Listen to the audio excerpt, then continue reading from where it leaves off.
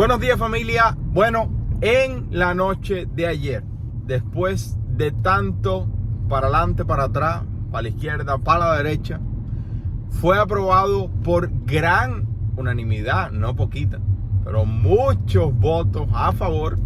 Fue aprobado el acuerdo del límite de la deuda de los Estados Unidos que se llevó a cabo durante el fin de semana entre Biden y McCarthy. Vamos a hablar de lo que eso significa, qué va a suceder ahora, porque hacen falta 2 aprobaciones más.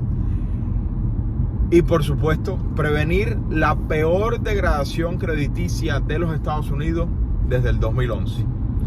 Por lo tanto, todavía quedan varios pasos importantes, a pesar de que son más seguros en el momento actual.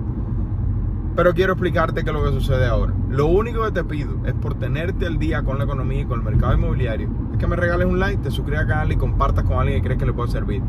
Y por favor, recuerda cuidar tu crédito personal para cuando necesitas crédito comercial para tu negocio, puedas agendar una consulta. Nos encantaría ayudarte a encontrar capital a 0% de interés para tu negocio. Al igual, si necesitas comprar una propiedad, puedes agendar una consulta. Nos encantaría asistirte. Vamos allá.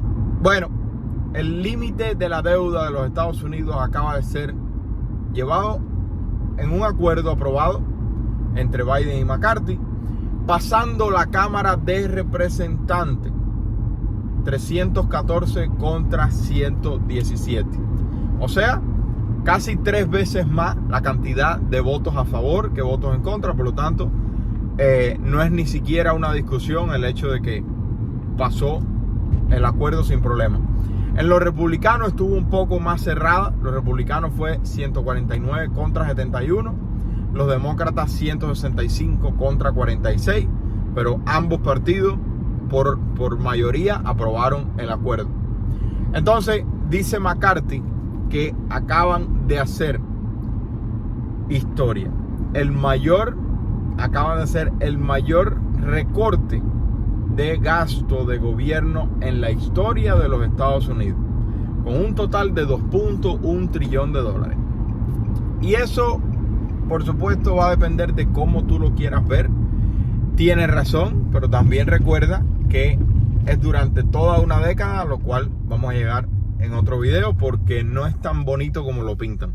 El gobierno va a continuar gastando mucho dinero, y ese es el problema que estaban diciendo durante todos estos días varios republicanos, diciendo de que este no era un buen acuerdo porque le permitía al gobierno continuar gastando bastante dinero.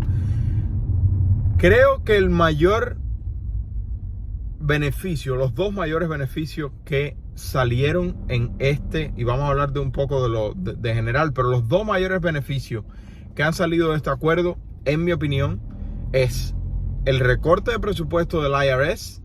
Es el número 1. Me parece que todos estamos de acuerdo en que el IRS no necesita que le den más dinero. Simplemente que hagan su trabajo y que recauden el dinero de los impuestos que es necesario recaudar, y más nada. Pero no darle más dinero, y menos para agentes armados. Y número 2, el reinicio de los pagos estudiantiles. ¿Y por qué esto es importante? Número 1, porque moralmente todo el que ha pagado ya sus deudas estudiantiles se sacrificó mucho, etcétera, etcétera. Y por lo tanto, si tú tomaste una deuda estudiantil que tú sabías en lo que te estaba metiendo, y estoy hablando desde una posición de una persona con familiares, amigos y de todo en situación similar. Así que no quiero que malinterprete lo que voy a decir. Si tú asumiste una deuda estudiantil, lo correcto es que la pagues. Pero vamos a ir ahora a la parte económica para que entiendas por qué esto puede ser positivo. Hay alrededor de 40 millones de personas con deuda estudiantil, con un promedio de pago de alrededor de $390. Esos $390 no van a ir ahora a restaurantes, a hoteles, a gastos innecesarios, etcétera, etcétera, que influencian más la idea de que aumente la inflación. Por lo tanto, si tú quieres ver el fin de la inflación, o que la inflación mejore, sustancialmente, el hecho de que los préstamos estudiantiles comiencen nuevamente a ser pagados va a ayudar mucho a que esos 40 millones de consumidores con deuda estudiantil dejen de consumir en otras partes de la economía, porque ahora tienen que pagar $390 más. Entonces, desde mi opinión, eso es algo positivo. Préstamos estudiantiles van a volver a ser pagados. Y número 2, el IRS con menos fondos, se le recortaron los fondos al IRS, lo que es algo positivo. Entonces, dice McCarthy que toda nación que se haya sobreextendido sobre sus beneficios y sus oportunidades de crédito ha colapsado, hablando de que Estados Unidos no puede continuar gastando hasta la eternidad, o de lo contrario, simplemente la moneda se devaluaría por completo y la nación colapsaría, como ha sucedido en los otros lugares. Por el otro lado, Chuck Schumer está supuesto a aprobarlo. Ahora va a pasar al Senado, está ahora mismo en camino al Senado el acuerdo. Ya fue aprobado por la Cámara de Representantes, va ahora a pasar al Senado. Y Chuck Schumer supuestamente va a aprobarlo apenas llegue a donde tiene que llegar el acuerdo. Y después de Chuck Schumer, hoy o mañana, que llegue al Senado y sea aprobado, va entonces a ir camino a Joe Biden, el cual, por supuesto, esperemos que no haya sorpresa y no haya más teatro con todo el tema del límite de la deuda de los Estados Unidos, y lo firme durante el fin de semana. Esto, sin duda alguna, evitaría una catástrofe económica internacional, no solamente en los Estados Unidos. Pero hay que tener en cuenta de que no es tan positiva como los que estaban a favor la aprobaron, ni es tan negativa tampoco como los que estaban en contra quieren hacer entender. Suspensión del techo hasta el 1 de enero del 2025, lo que significa que va a haber gasto sustancial. Se recorta el gasto no relacionado con la defensa del país, se recorta el gasto del IRS, se recortan los fondos no utilizados del COVID y se reinicia los pagos estudiantiles. Esas son algunas de las cosas más importantes. Ahora va a pasar al Senado, el Senado lo debe aprobar y después cae en el escritorio de Biden durante el fin de semana, que probablemente entonces lo apruebe. La última vez que estuvimos tan cerca de la fecha X, como dice Janet Yellen, que es la fecha en la que el Tesoro se queda sin dinero para pagar las deudas de los Estados Unidos, fue en el 2011.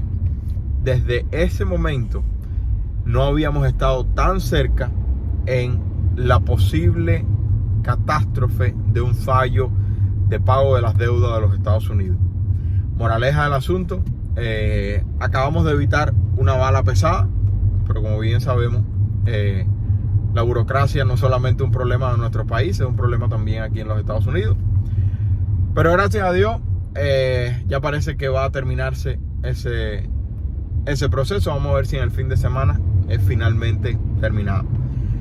¿Cómo esto nos va a afectar a ti y a mí? Bueno, ya hemos visto que la tasa del tesoro ha ido cayendo por los bancos y los inversores, disminuyendo el temor a riesgo financiero, y eso ha hecho que la tasa hipotecaria cayera desde el viernes en 7.14, cayera a 6.91 en el día de ayer. Hay dos reportes de empleo importantes en el día de hoy y mañana. Hoy ADP, una compañía selecta de alrededor de 25 millones de trabajadores, va a dar una idea de lo que puede venir mañana. Entonces mañana, el más importante de todo, el reporte del Buró de Estadística de Empleo.